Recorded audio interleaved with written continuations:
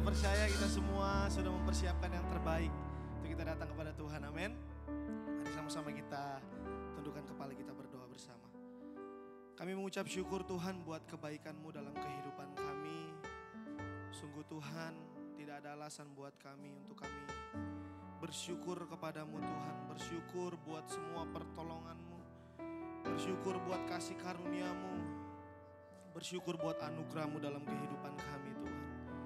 Sebab itu Tuhan, pagi hari ini Tuhan, kami mau bawa setiap penyembahan kami, pujian kami, rasa syukur kami, rasa hormat kami, itu hanya untuk-Mu ya Tuhan Yesus. Terimalah sebagai persembahan yang harum Tuhan. Biar apa yang kami lakukan ini benar-benar dari dasar hati kami, dari ketulusan kami Tuhan. Terima kasih Bapa, di dalam nama Yesus, haleluya. Amin. Mari jemaat Tuhan, sama-sama kita naikkan pujian ini bersama.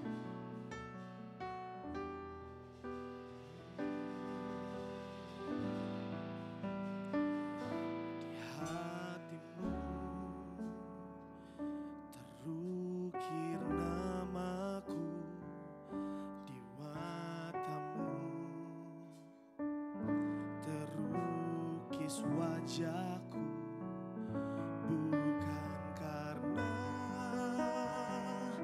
kuat gagahku, namun hanya karena kemurahan-Mu.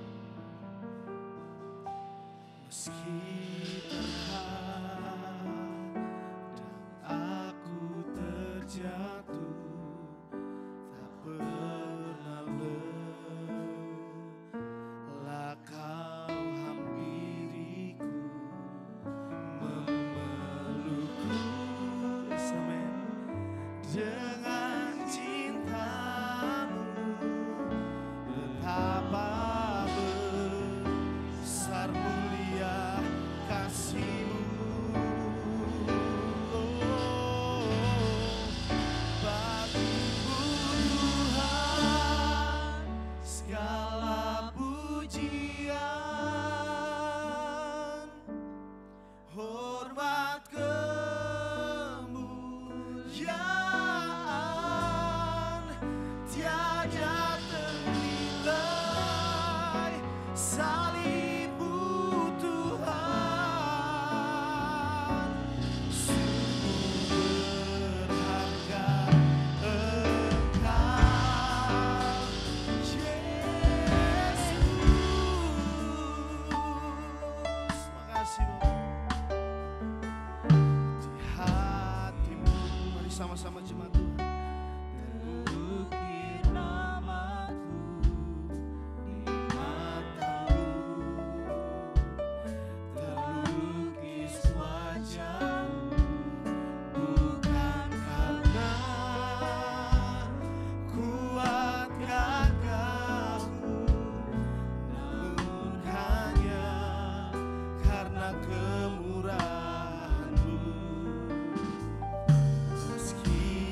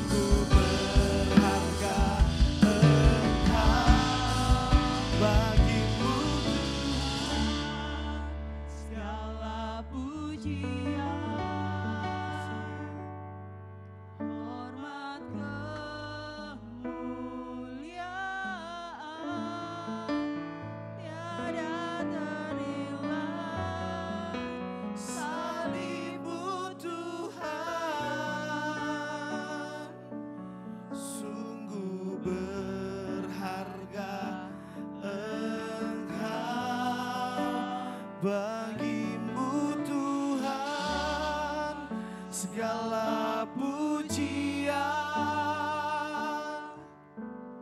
hormat kemuliaan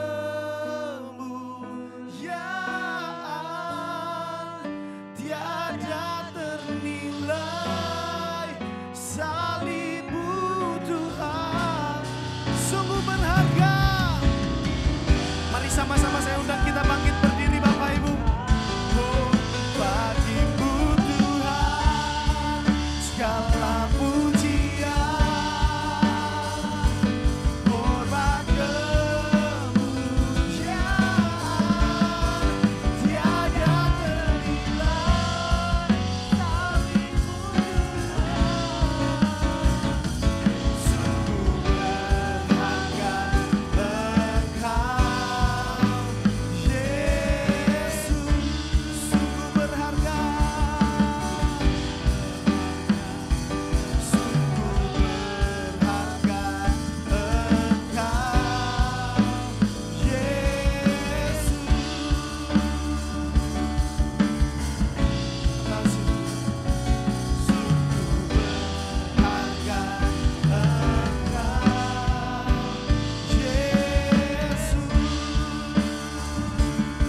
Mari umat Tuhan sama-sama kita sembah Dia.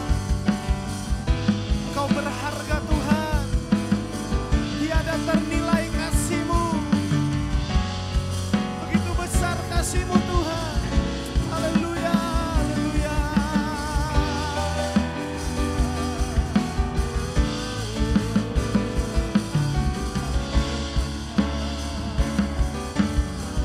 Sungguh luar biasa, tiada ternilai kasih-Mu. Sungguh Tuhan, tidak ada Allah lain yang sama seperti-Mu. Kami sembah Engkau Tuhan Yesus.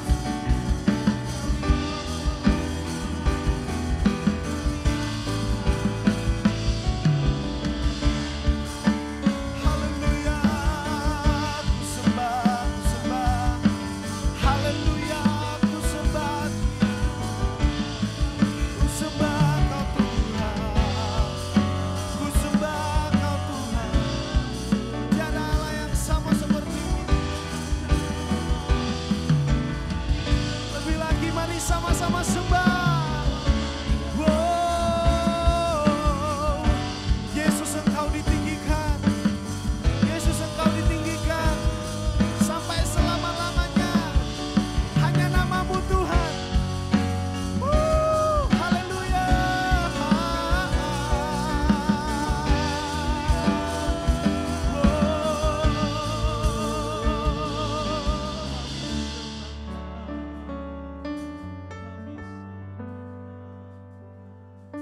Terima kasih Tuhan.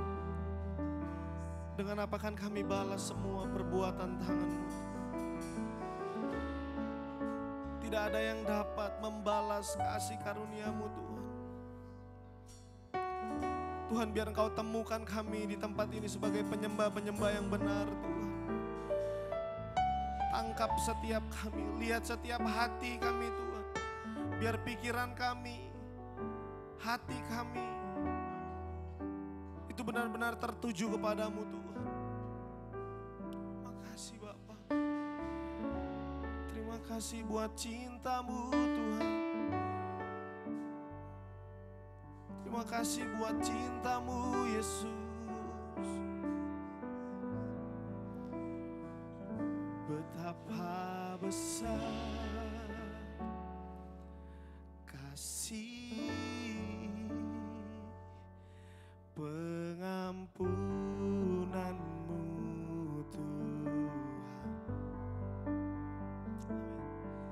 Tak Kau pandang hina hati yang hancur, ku berterima, ku berterima.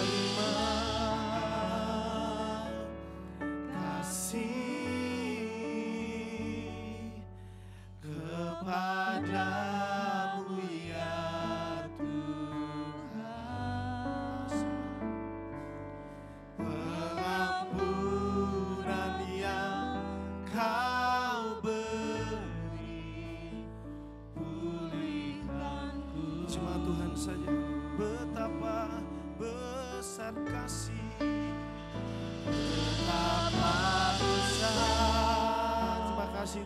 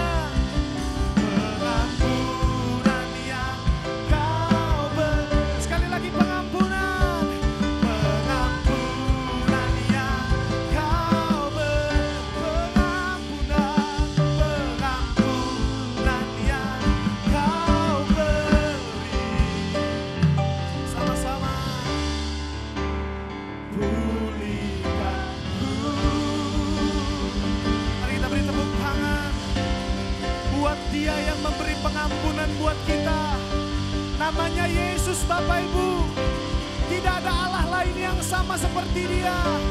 Kasih-Nya besar akan dunia ini, akan kita. Dia tidak pernah memandang hati kita yang hina. Sekali lagi beri tepuk tangan sorak-sorai buat Raja di atas segala raja. Haleluya, haleluya, haleluya. Kami bersyukur punya Allah seperti-Mu Tuhan. Kami bersyukur dan kami bangga punya Allah seperti-Mu. Tidak ada Allah lain yang sama seperti Engkau Tuhan Yesus. Engkau satu-satunya Tuhan penyelamat, penebus kami Tuhan. Sebab itu Tuhan, gak ada alasan untuk kami gak melompat, menari, memuji Tuhan di tempat ini. Semuanya tentang Tuhan hari ini, tentang kebaikan Tuhan Yesus. Yesus yang ajaib, Yesus yang perkasa. Terima kasih Bapa, di dalam nama Yesus. Haleluya. Amin. Sekali lagi dong beri tepuk tangan buat Tuhan Yesus. Siapa yang percaya bahwa Tuhan Yesus adalah Tuhan yang ajaib? Angkat tangannya. Wow, Yesus ajaib.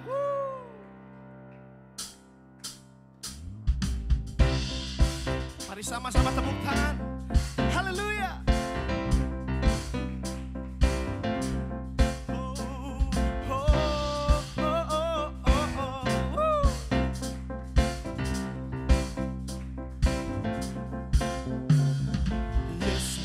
Ajaib, Tuhanku ajaib, kasih-Nya ajaib bagiku. Amin. Yesus ajaib, Tuhanku ajaib,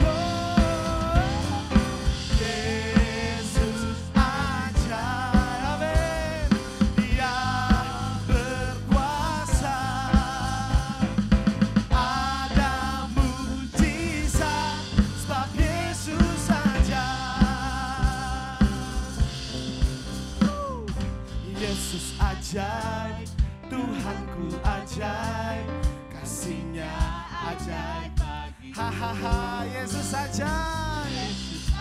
Amin. Tuhanku ajaib, rahmatnya tetap selalu. Tak berubah, tak berubah kasihnya. Amin Tuhan. Sepanjang hari bertambah indahnya, oh, sampai bumi berlalu dan habislah raga. Yesusku ajaib. Sekali lagi kita mau serukan sama-sama.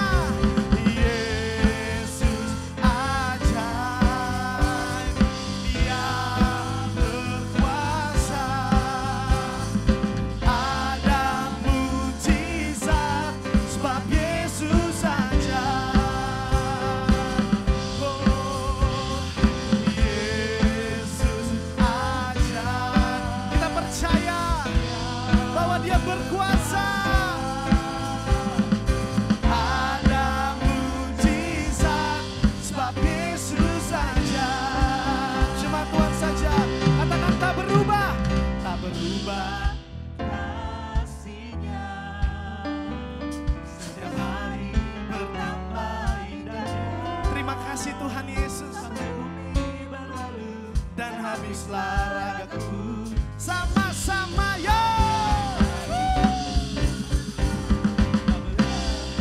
Kasih, terima kasih Tuhan. Setiap hari bertambah indahnya, oh, sampai bumi berlalu dan habislah ragaku.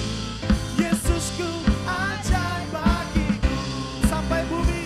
Sampai bumi berlalu dan habislah ragaku. Yesusku ajaib bagiku. Sekali lagi, sampai bumi berlalu dan habislah ragaku. Yesusku ajaib bagiku. Mari tepuk tangan sama-sama. Yesus ajaib, Dia berkuasa.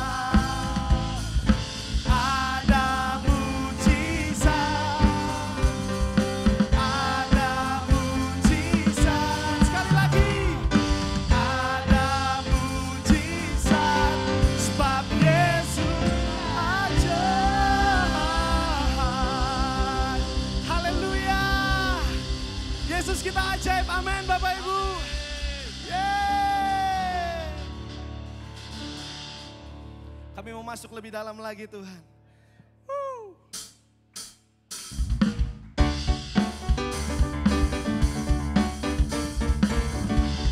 Kami bersyukur buat kebaikan-Mu.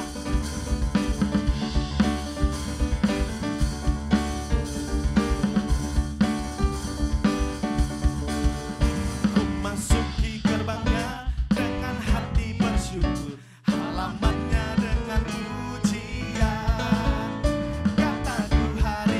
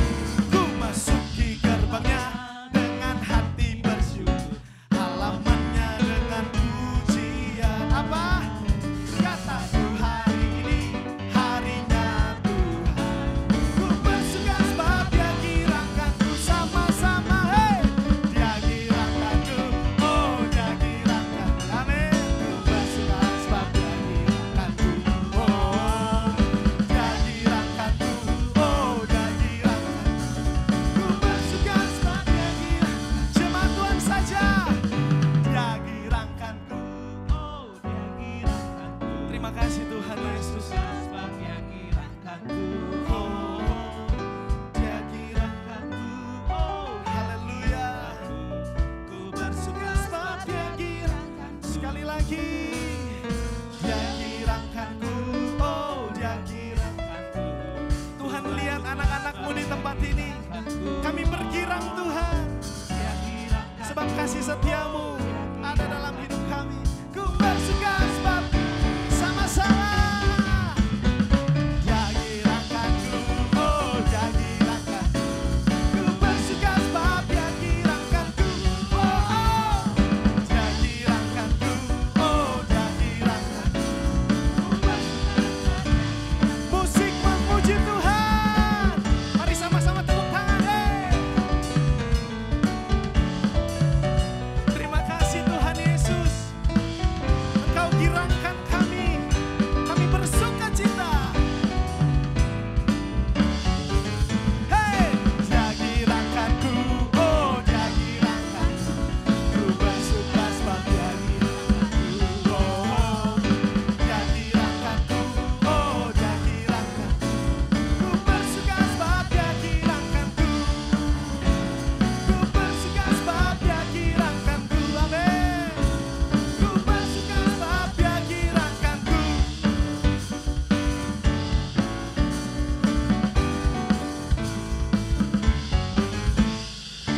Beri tepuk tangan buat Tuhan Yesus.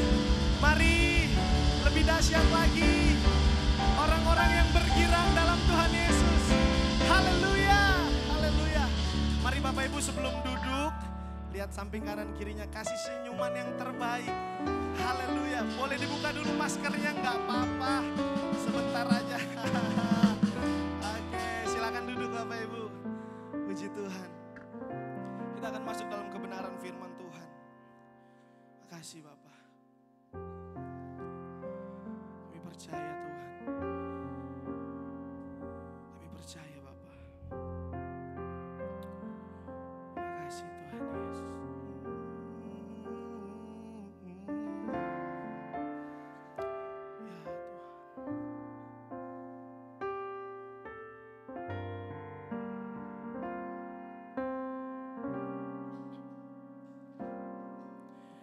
Lebih dari yang telah ku pinta,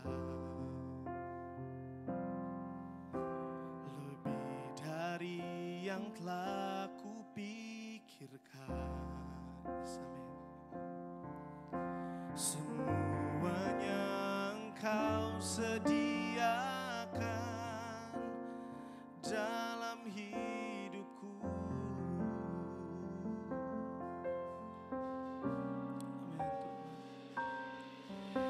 Tidak dapat aku mengukurnya, tidak dapat aku menghitungnya. Ya Tuhan, kebesaran kasih-Mu ya Tuhan yang Kau berikan.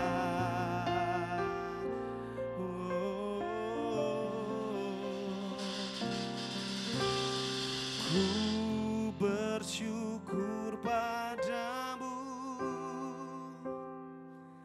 Kau Tuhan yang mengasihiku. Kaulah jaminan hidupku, hati-Mu ada bagiku. Ku bersyukur padamu, Kau Tuhan yang mengasihiku. Kau jadikan hidup ini lebih indah dan lebih berharga. Amin Tuhan.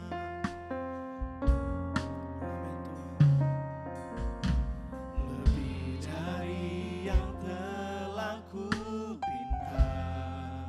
Amin.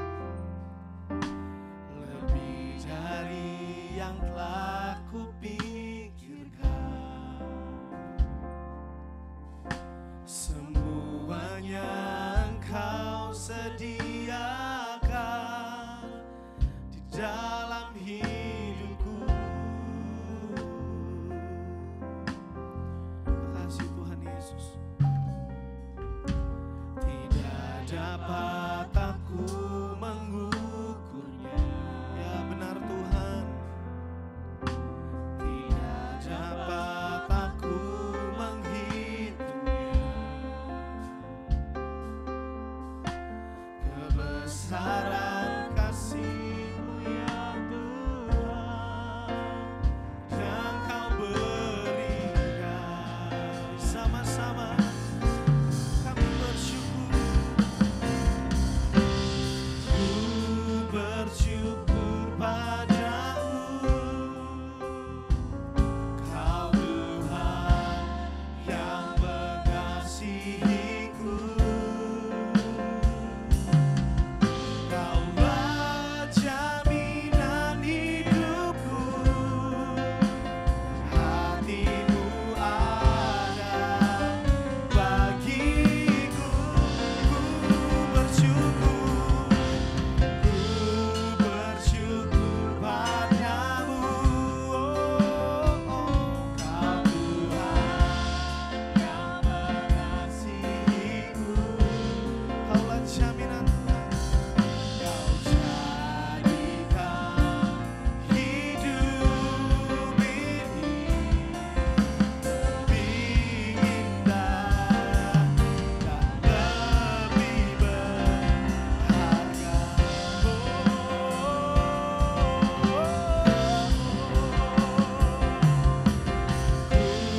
bersyukur padamu, Kau Tuhan yang mengasihiku. Kaulah jaminan hidupku, amin. Hati-Mu ada bagiku. Ku bersyukur padamu, Kau Tuhan yang mengasihiku.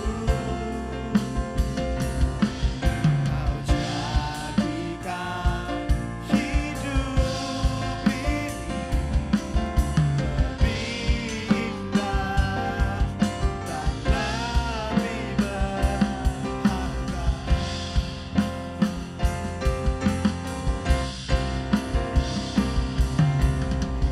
Ku bersyukur padamu, Kau Tuhan yang mengasihiku.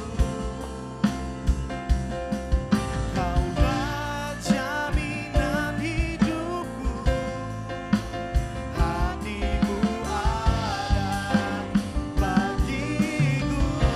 Ku bersyukur padamu, Kau Tuhan yang mengasihiku. Kau jadikan hidup ini lebih indah dan lebih berharga.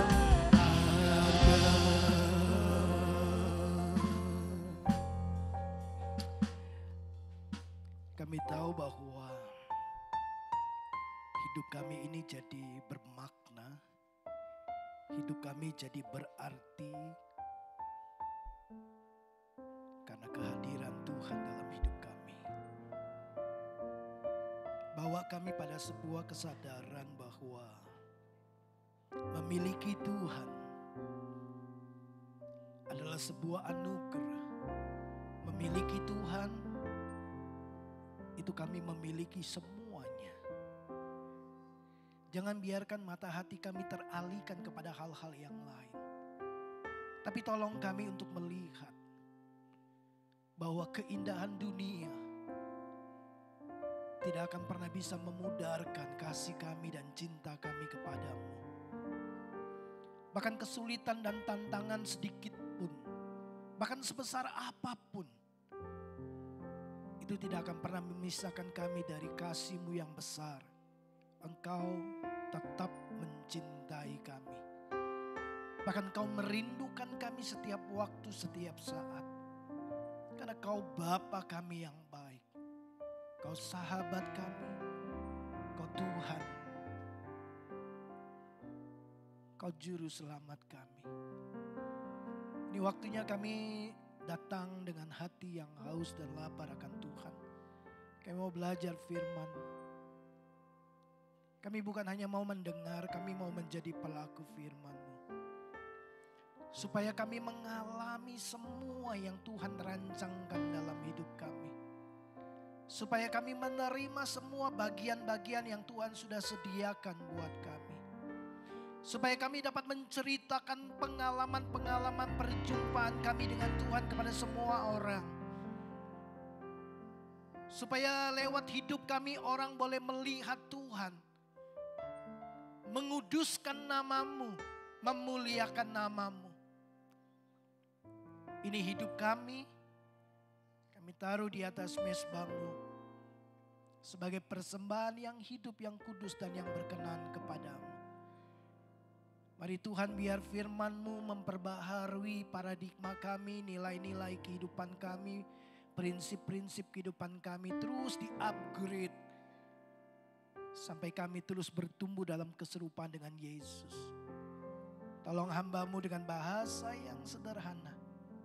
Supaya setiap pesan dari hati-Mu tersampaikan buat setiap kami. Berbicaralah ya Tuhan, karena kami sudah siap mendengarnya. Di dalam dan demi nama Yesus. Setiap kita yang siap terima firman Tuhan sama-sama katakan amin. Shalom. Haleluya.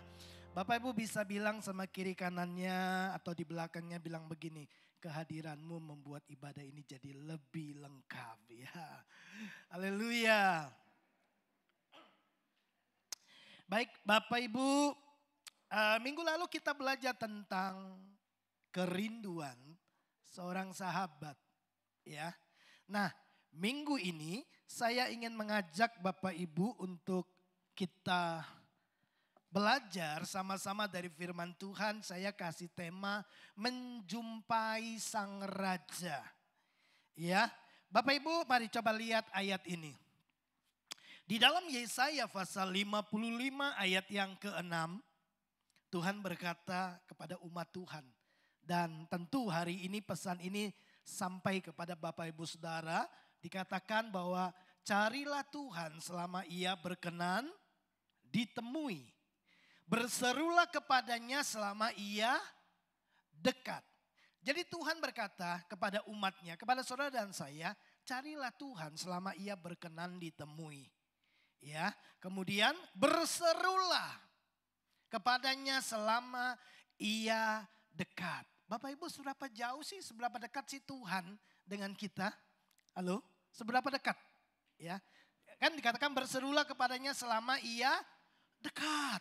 Ya, ada orang membayangkan Tuhan itu jauh di surga. Kalau saya teriak, apakah Tuhan bisa mendengar? Ya, karena kita saja dibandingkan galaksi, ya dibandingkan alam semesta ini, kita ini sangat-sangat kecil, tidak kelihatan. Terdengarkah suara saya waktu saya berseru kepada Tuhan? Seberapa dekat Tuhan dengan kita? Ada sebuah lagu yang berkata gini, Dia hanya sejauh doa. Betul? Ya, Tuhan tidak jauh. Tuhan sangat dekat dengan kita. Hanya sejauh doa. Waktu engkau berseru, percayalah. Dia mendengarkan suara kita. Nah, Bapak Ibu yang dikasih oleh Tuhan. Saya mau pelan-pelan supaya Bapak Ibu bisa nangkap apa yang menjadi kerinduan hati Tuhan. Ya, ini undangan Tuhan buat kita. Ya, Tuhan berkata, ya carilah aku. Aku sudah menanti engkau. Berserulah, aku pasti mendengarkan engkau. Ya, jadi ini undangan untuk menjumpai Sang Raja, untuk menjumpai Tuhan, ya, untuk bertemu dengan Tuhan. Ini Tuhan yang minta, carilah aku, ya.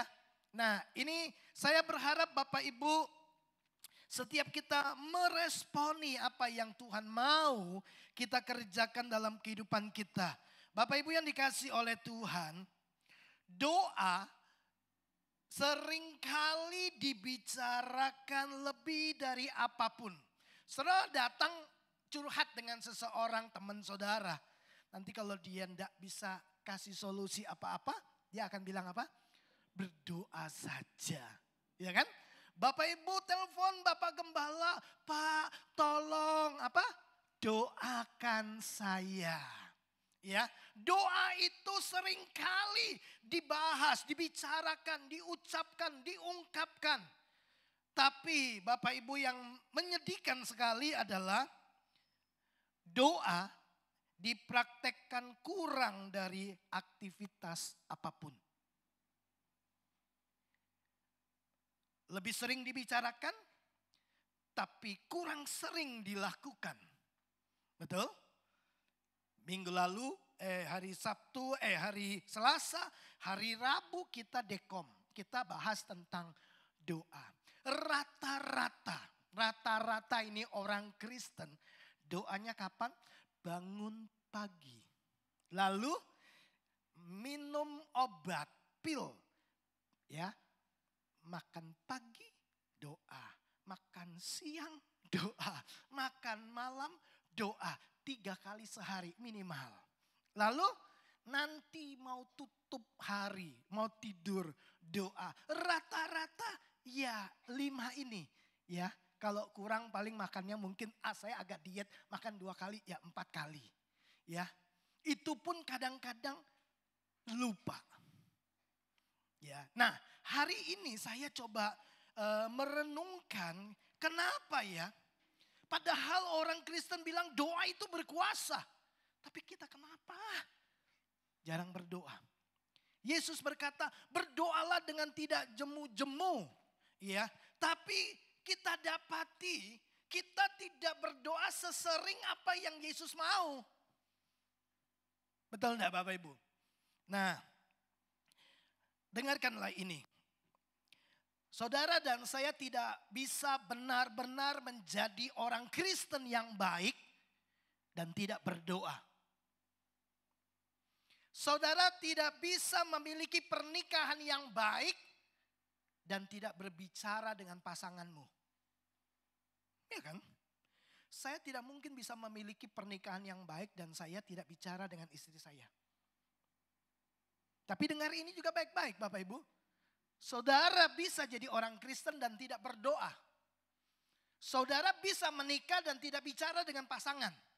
Tapi dalam kedua keadaan ini, dalam kedua situasi ini, dalam kedua pilihan ini yang saudara kerjakan, saudara akan menderita. Bayangkan, menikah tapi tidak ngomong. Jadi orang Kristen tapi tidak berdoa. Doa adalah sarana komunikasi Tuhan dengan umatnya. Antara Tuhan dengan orang yang mencintainya. Salah satu pemberian terbesar yang Tuhan berikan buat kita selain keselamatan adalah doa. Karena doa itu bisa membawa kita menjumpai Dia. Doa itu sarana. Nanti kita akan belajar pelan-pelan ya Bapak Ibu. Nah,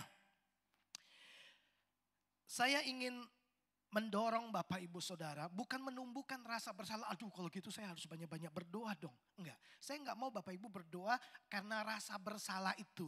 Tapi karena sebuah kesadaran, sebuah pemahaman yang benar tentang doa. Ya, mungkinkah, coba Bapak Ibu pikirkan, mungkinkah alasan kita tidak berdoa lebih banyak? Karena ternyata kita tidak mengerti tujuan esensi dari doa. Saya tidak mendorong Bapak Ibu Saudara kemudian memiliki jadwal yang teratur. Nanti kan kayak yang di seberang. Ya, itu agama, enggak. Nah, kita akan belajar ya kenapa saya harus berdoa. Supaya waktu kita datang menjumpai Sang Raja, kita tahu apa yang harus kita lakukan kepada Tuhan. Nah, Bapak Ibu Saudara, saya harap Bapak Ibu bisa mencerna ini dengan baik. Ya, karena saya ingin menantang saudara untuk begini, secara jujur melihat motivasi kita waktu kita berdoa. Sekali lagi, lewat pembelajaran hari ini saya ingin menantang saudara untuk secara jujur melihat sampai ke dalam hati saudara apa yang menjadi motivasi kita waktu kita berdoa. Ya, oke. Nah, tahukah Bapak Ibu, kebanyakan kita, ya, kita itu kan berarti termasuk saya. Bukan, kalau kebanyakan Anda itu berarti cuma saudara. Kebanyakan kita, termasuk saya. Kita itu seringkali berdoa sungguh-sungguh waktu kita dalam keputusasaan. Waktu kita dalam masalah yang berat. Jatuh tempo harus bayar utang. Ya, keadaan yang sakit. Ya, terjebak dalam situasi ya lingkaran masalah yang tidak selesai-selesai. Bukankah dalam situasi-situasi seperti itu kemudian kita datang kepada Tuhan dan berdoa? Betul enggak Bapak Ibu? Bukankah doa itu seringkali kita kerjakan waktu kita ada dalam keadaan yang susah. Itu sebabnya beberapa hamba Tuhan berpikir begini. Bahwa ya mungkin cara Tuhan supaya Bapak Ibu bisa menoleh ke atas itu adalah gini. Kasih masalah. Karena kalau kasih masalah pasti cari saya. Ya, kasih berkat belum tentu. Kalau kasih masalah pasti. Ya kan Bapak Ibu? Betul enggak? Apakah memang itu tujuan Tuhan? Enggak. Nah kita akan belajar hari ini tentang hal itu. Waktu kita ada di jalan buntu, hampir semua kita, semua orang akan cenderung datang kepada Tuhan untuk berdoa. Nah, apa yang saya mau sodorkan kepada Bapak Ibu Saudara, membangun sebuah kesadaran Bapak Ibu, bahwa pada satu titik kemudian kita akan menyadari bahwa kita tidak bisa melakukan apa-apa. Kita nggak bisa mencapai apa-apa tanpa pertolongan Tuhan. Pada satu titik kita sadari gini, uang saya nggak bisa tolong saya. Teman saya nggak bisa tolong saya. Pendeta saya juga nggak bisa tolong saya. Pada satu titik kita ada di sebuah kesadaran bahwa I need you Lord. Aku perlu Engkau Tuhan. Di titik itulah kita kemudian datang mencari Tuhan. Betul? Biasanya kecenderungannya seperti itu. Bapak Ibu, kalau kita membaca Alkitab, Bapak Ibu mempelajari Alkitab, Bapak Ibu akan menemukan bahwa Tuhan itu menggiring kita pada sebuah kesadaran bahwa kita nggak bisa apa-apa tanpa Tuhan. Kita perlu Tuhan. Kita sangat bergantung kepada Tuhan. Ya, Bapak Ibu membuat detak jantung kita tetap berdetak saja. Kita nggak bisa buat apa-apa kok. Ya, untuk bisa berdiri tegap. Itu anugerah Tuhan loh yang topang kita. Ya, beberapa orang harus ada di pembaringan di rumah sakit. Karena mereka sadar gini, nggak bisa buat apa-apa. Kadang-kadang dokter juga berkata, sorry, sudah nggak ada harapan. Kami nggak bisa buat apa-apa. Bapak Ibu, pada titik itu kita menyadari bahwa kita memang membutuhkan Tuhan. Kita nggak bisa apa-apa tanpa Tuhan. Betul?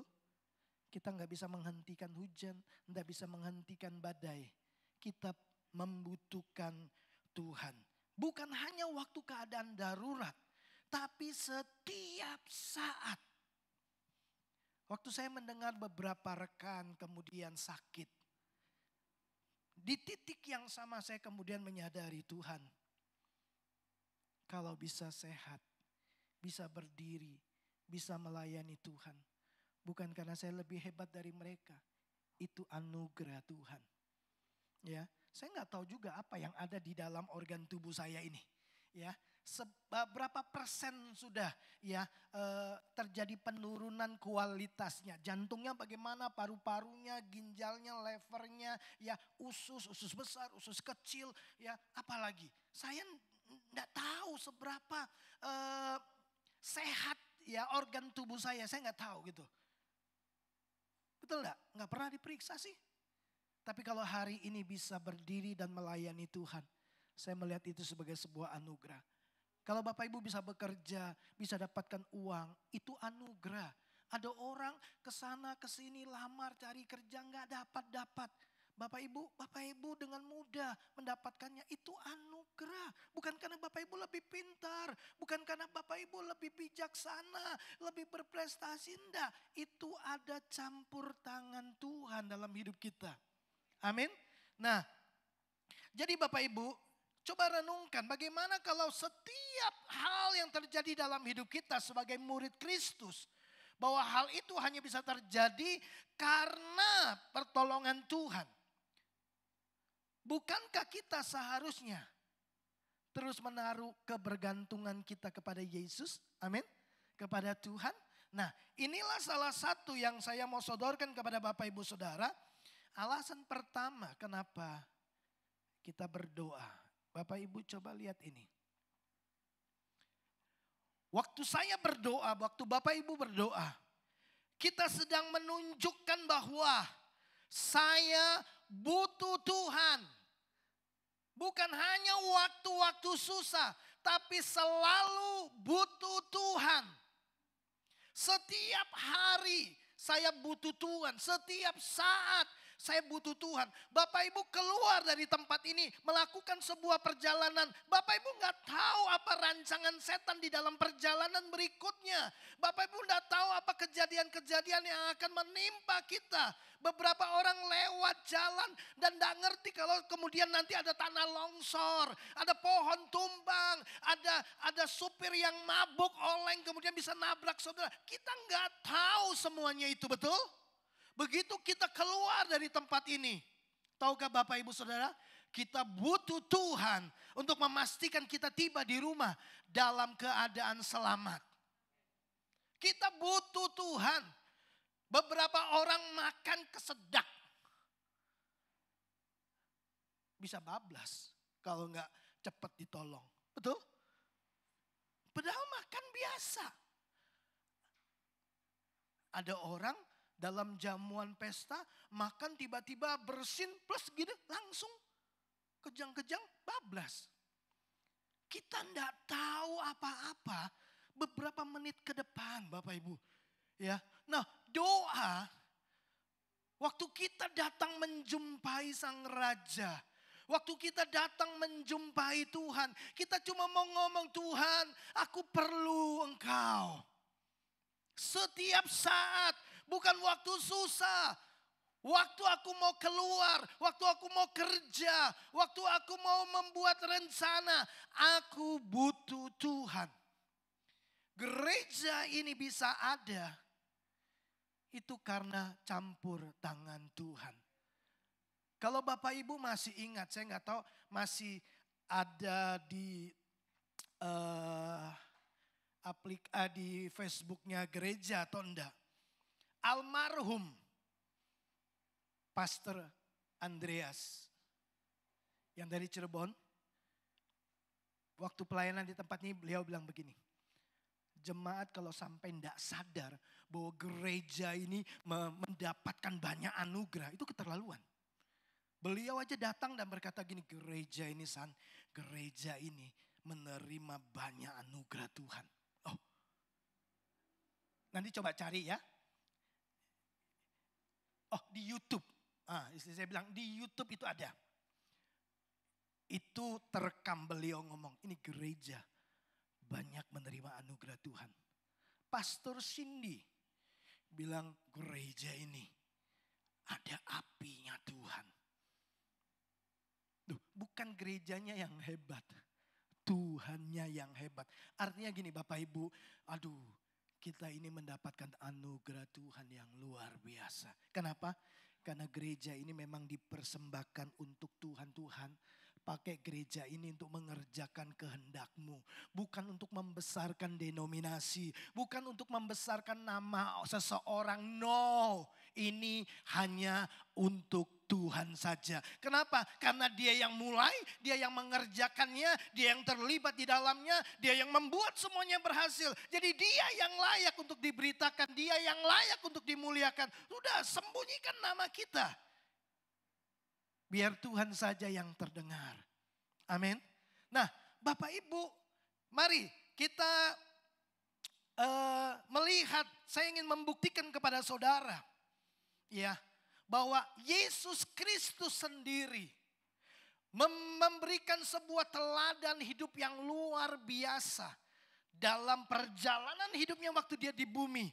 Bagaimana kemudian dia menjalani kehidupan yang bergantung penuh kepada Bapaknya.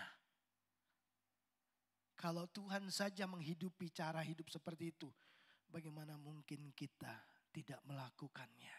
Nah, oke, kita akan belajar pelan-pelan. Saya akan munculkan banyak ayat, ya, karena saya ingin saudara belajar melihat kehidupan Yesus. Nah, Injil Lukas itu mencatat lebih banyak tentang doa Yesus daripada Injil-Injil yang lainnya.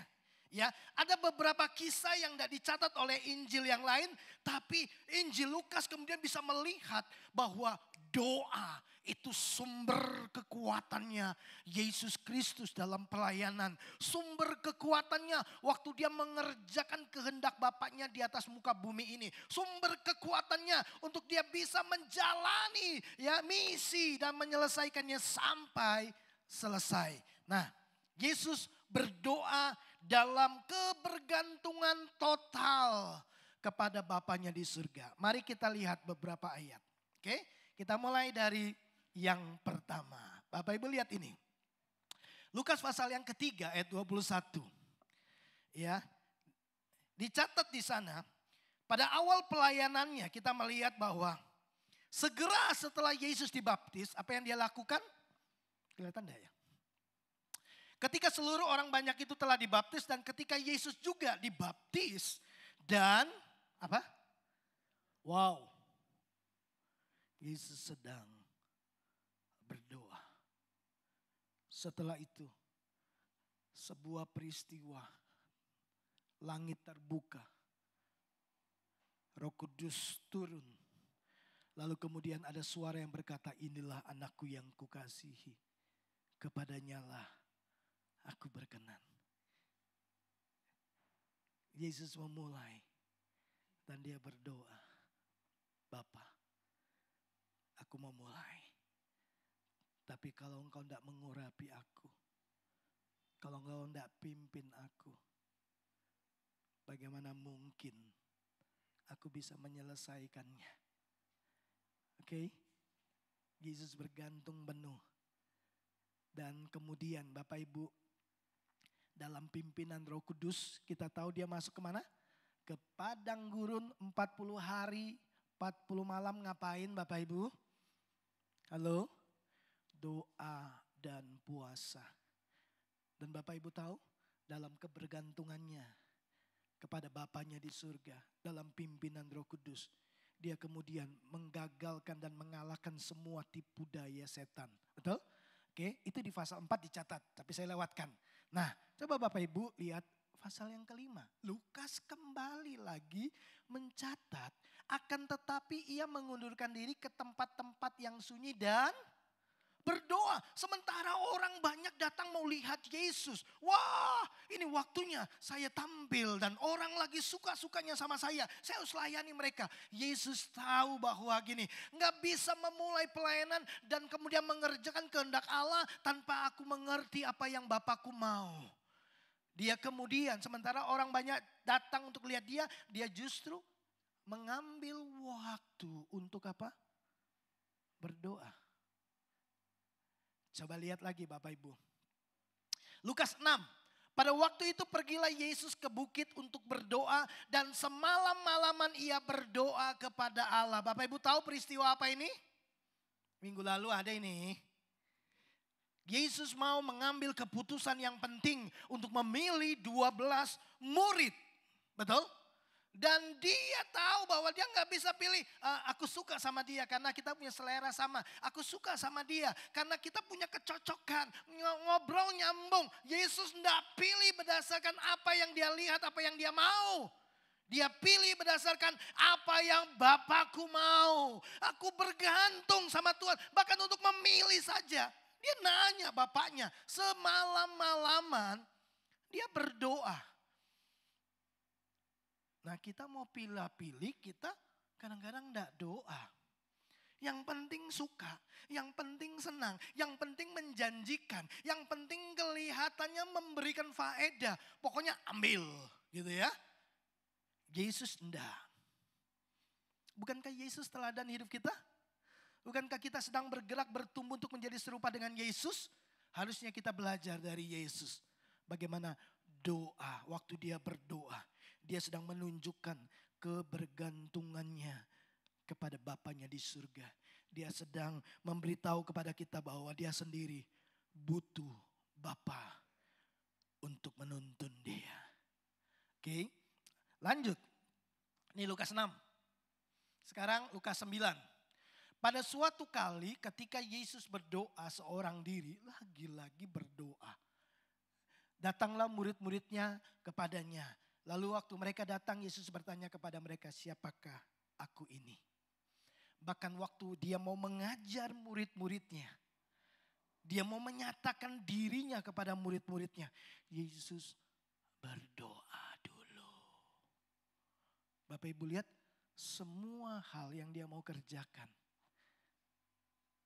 dia selalu datang dan berkata, Bapa aku butuh hikmat-Mu. Bapa aku butuh tuntunanmu. Bapa, tolong aku, tolong aku. Oke, lihat ya. Sekarang lihat lagi. Lukas 9 ayat 28. Kira-kira 8 hari sesudah segala pengajaran itu, Yesus membawa Petrus, Yohanes dan Yakobus lalu naik ke atas gunung untuk berdoa. Lihat lagi Bapak Ibu supaya nggak panjang. Kemudian ia menjauhkan diri ya dari mereka, kira-kira sepelempar batu jaraknya, lalu ia berlutut dan berdoa. Di mana? Di Taman Getsemani. Ya, di Lukas 9 ayat 28, disinilah kemudian Yesus dimuliakan. Dia bertemu dengan siapa di atas bukit? Dengan Musa dan Elia. Tahu apa yang mereka bicarakan? Musa dan Elia dengan sengaja Bapa utus datang kepada Yesus dan berkata begini. Mereka sedang membicarakan apa yang Yesus harus kerjakan. Bahwa dia harus menyelesaikan misi di Yerusalem. Untuk apa? Ditangkap, diadili, diputuskan mati, disalibkan. Dan kemudian sebelum peristiwa itu terjadi, lagi-lagi datang lagi. Dia udah tahu kan? Udah dikasih tahu, udah ini kamu harus ke Yerusalem. Lalu dia masuk ke Yerusalem. Kemudian sebelum dia ditangkap, dia masuk ke Taman Getsemani. Untuk apa? Bukan untuk sembunyi supaya nggak ditangkap. Bukan Bapak Ibu. Untuk apa? Berdoa. Dia tahu kehendak Bapaknya? Tahu. Tapi dia datang kepada Bapaknya dan berkata, Bapak, berat ini. Kayaknya tidak kuat aku melaluinya. Kalau boleh, skip, lewat. Tapi bukan kehendakku, tapi kehendak-Mu yang jadi. Seluruh perjalanannya, dia selalu berdoa. Untuk apa? Kebergantungannya kepada Tuhan, dia sadar gini. Nggak bisa misi selesai tanpa Bapa memimpin aku. Tanpa Bapa menunjukkan jalan-jalan. Tanpa Bapa menolong aku untuk memilih, menetapkan, mengerjakan. Bapak Ibu, nanti kalau kita baca di Kisah Rasul, satu kali Yohanes dan Petrus setelah pencurahan Roh Kudus masuk ke pintu gerbang indah dan bertemu dengan seorang pengemis. Lalu dia berkata, emas dan perak tidak ada padaku. Yang aku punya adalah Yesus. Saya mau tanya, waktu saya pikir-pikir gitu, emang Yesus gak pernah lewat situ ya? Alkitab catat, nih orang lumpuh nih tiap hari ada di situ. Tiap hari. Yesus setiap waktu itu selalu ke bait Allah. Emang gak pernah ketemu? Ketemu. Kenapa Yesus gak sembuhkan? Karena memang mungkin disisakan buat muridnya. Karena mungkin, ini kan mungkin karena berarti kita gak tahu dengan pasti. Memang Bapa tidak minta Yesus mengerjakan itu. Harusnya dia bisa sembuhkan lewat gini, sembuh, gitu kan? Tapi dia tidak lakukan itu.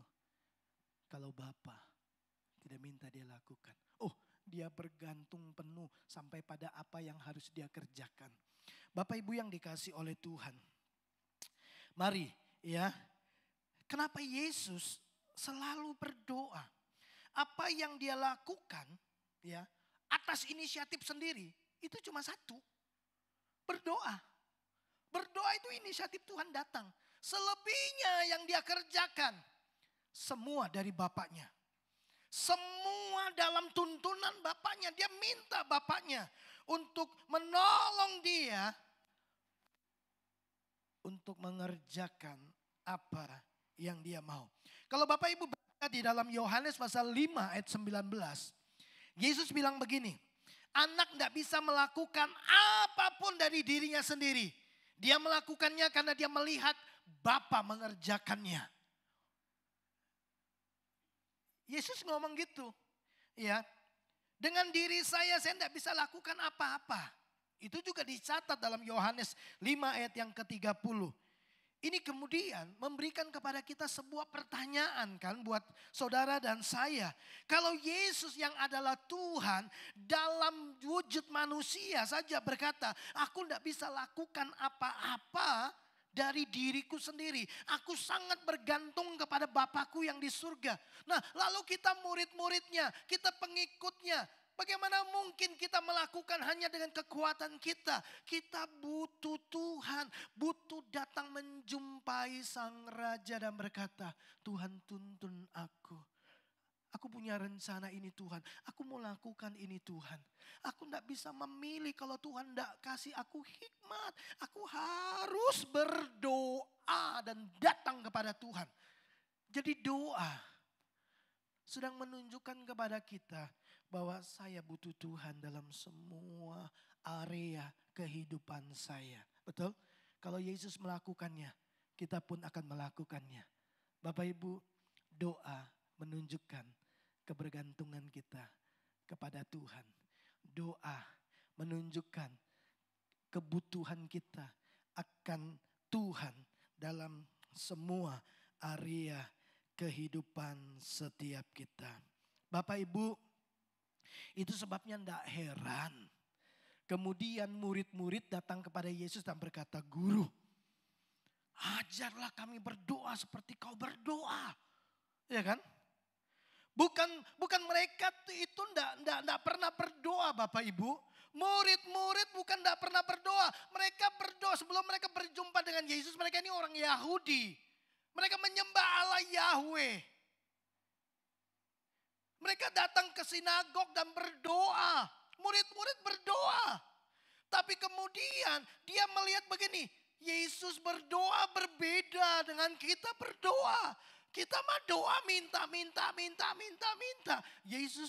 Mereka kemudian melihat gini. Bahwa seluruh kehidupan Yesus sangat bergantung dan dipandu oleh doa-doanya. Mau pilih murid berdoa. Mau lakukan ini berdoa, selesai dibaptis berdoa, pagi-pagi benar memulai hari berdoa, menghadapi pergumulan berat berdoa. Semua Yesus kerjakan. Dan mereka bilang gini, ini sumber kekuatan Tuhan. Kita harus berdoa seperti Yesus berdoa. Kemudian berkata, Tuhan ajar kami berdoa. Bapak Ibu yang dikasih oleh Tuhan. Karena mereka melihat sebuah perbedaan dari kehidupan doa Yesus dengan ahli-ahli Taurat dengan pemuka-pemuka agama yang suka berdoa di pinggir jalan supaya dilihat oleh orang banyak. Yang berdoa tuh suka bertele-tele panjang-panjang gitu ya. Supaya terlihat lebih rohani. Tapi Yesus berbeda. Bapak Ibu yang dikasihi oleh Tuhan. Yang menarik adalah murid-murid kemudian menyadari hal itu. Murid-murid gereja mula-mula kemudian mereka menunjukkan hal yang sama. Berdoa dengan kebergantungan total kepada Tuhan. Mari kita lihat. Gereja mula-mula, para rasul dan murid-murid. Orang-orang yang percaya dan yang bertobat dalam pelayanan mereka. Nah, Bapak Ibu, bukan hanya Yesus yang menekankan berdoa sepanjang waktu. Gereja mula-mula mengikuti teladannya. Bapak Ibu coba lihat. Kisah Rasul 1 ayat 14. Mereka semua bertekun dengan sehati dalam doa bersama-sama. Kisah Rasul 1 masih awalan. Ya. Para rasul dengan 120 murid kumpul berdoa. Kami perlu Tuhan. Setelah Yesus naik ke surga, mereka berkumpul untuk apa? Untuk berdoa. Karena mereka sadar untuk melanjutkan karya Tuhan. Mereka gak bisa kerjakan dengan kekuatan mereka. Mereka perlu Tuhan. Oke, Bapak Ibu coba lihat selanjutnya. Kisah Rasul pasal 4 ayat 24. Ketika teman-teman mereka mendengar hal itu. Apa? Yohanes dan Petrus ditangkap. Ya. Berserulah mereka bersama-sama kepada Allah. Ayat 31. Dan ketika mereka sedang berdoa. Goncanglah tempat itu. Lalu Roh Kudus turun memenuhi mereka. Bapak Ibu, ketika para rasul dianiaya. Mereka tidak berkumpul, lalu kemudian mengeluh dalam doanya dan berkata, betapa sulitnya jadi orang Kristen. Teman-teman kita ditangkap nih, jangan-jangan nanti sebentar lagi kita yang ditangkap ini. Enggak. Mereka tidak kumpul lalu mengeluh. Mereka berkumpul dan mereka berdoa. Mereka perlu keterlibatan Tuhan. Mereka perlu kekuatan Tuhan. Tahu enggak Bapak Ibu, setelah Roh Kudus turun atas hidup mereka. Mereka kemudian berkata, beri kami keberanian untuk memberitakan Injil. Wow, itu luar biasa Bapak Ibu. Jadi doa menunjukkan kebergantungan mereka kepada Tuhan. Coba Bapak Ibu lihat lagi. Kisah Rasul 12 ayat yang kelima. Demikianlah Petrus ditahan dalam penjara. Tetapi jemaat dengan tekun apa? Mendoakannya kepada Allah. Ketika Petrus ditangkap, dipenjarakan, apa tanggapan gereja? Lari masing-masing menyelamatkan diri gitu? Enggak. Apa tanggapan gereja? Berdoa. Wow. Waktu saya baca ini, Lukas dengan cermat memperhatikan. Ya ampun. Semuanya tahu bahwa doa menunjukkan kebergantungan mereka kepada Tuhan. Mereka butuh Tuhan, kami butuh. Petrus lagi ditangkap sendirian. Jemaat berdoa. Dan Bapak Ibu tahu? Pintu-pintu penjara terbuka. Gempa bumi. Petrus kemudian keluar melangkah dengan santai. Melewati empat bagian penjaga. Ada 4. Wow, luar biasa. Lewat gini aja. Dan mereka gak tahu. Jemaat tahu mereka butuh Tuhan. Berikutnya. Dan di tiap-tiap jemaat, rasul-rasul itu menetapkan penatua-penatua bagi jemaat itu. Dan setelah berdoa dan berpuasa, mereka menyerahkan penatua-penatua itu kepada Tuhan. Untuk memilih penatua, mereka berdoa. Dan untuk mengutus penatua, mereka berdoa. Mereka tahu bahwa doa menunjukkan kepada mereka betapa pentingnya kami bergantung kepada Tuhan. Mau pilih penatua, mau mengutus, yang mereka kerjakan? Berdoa, Bapak Ibu. Bapak Ibu bisa tangkap sesuatu? Dari apa yang kita sudah lihat dari Yesus, dari murid-murid, Bapak Ibu bisa merasakan ada sebuah keteladanan, sebuah pola menjalani kehidupan yang berkemenangan. Doa. Berdoa. Aku perlu Engkau Tuhan. Oke. Nah, coba lihat ini. Dari apa yang dilakukan oleh para rasul dan murid-murid gereja mula-mula. Akar keyakinan mereka yang mendasar dalam jemaat mula-mula adalah begini. Ini akarnya keyakinan mereka.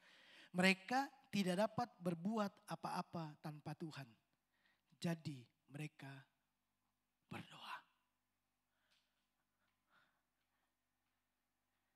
Mereka tahu mereka nggak bisa buat apa-apa. Mereka nggak bisa mencapai apa-apa. Mereka nggak bisa tolong para rasul. Mereka nggak bisa bebaskan Petrus. Tapi mereka tahu. Mereka datang kepada Tuhan, menjumpai Tuhan. Dan berkata, Tuhan, kami perlu Tuhan. Kami perlu Tuhan. Gereja ini seharusnya menjadi gereja yang suka berdoa. Semua jam-jam doa. Saya bersyukur ibadah doa pagi kita. Aduh, banyak yang antusias ya. Jam 5 pagi itu jamnya masih enak-enaknya tidur ya. Tapi Bapak Ibu telah menunjukkan datang ya. Bahkan yang sudah umur-umur, yang lansia-lansia datang doa.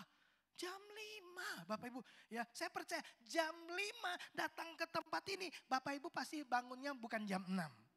Jam setengah 5 minimal ya, jam 4. Jam 5 udah sampai sini ya, beberapa kan jalan kaki. Itu butuh waktu mau jalan kaki. Berarti bangunnya enggak mungkin setengah 5. Ya, butuh waktu bangun, mengerahkan semua kekuatan untuk bangun itu kan. Itu butuh kekuatan loh, mau doa. Ya. Beberapa online gitu. Wah.